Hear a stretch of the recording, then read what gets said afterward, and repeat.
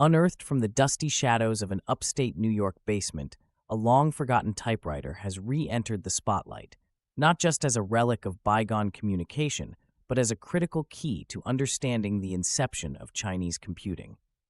This fascinating find sends ripples through the realms of technology and culture, inviting us to rethink how the Chinese language evolved in the digital age. This unique machine, a bridge between past and present, speaks volumes about China's innovative strides.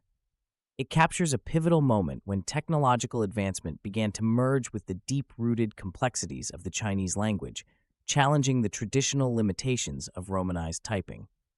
As experts analyze the typewriter, they explore its role in decoding the journey from mechanical to digital, each keystroke representing a step toward the binary age.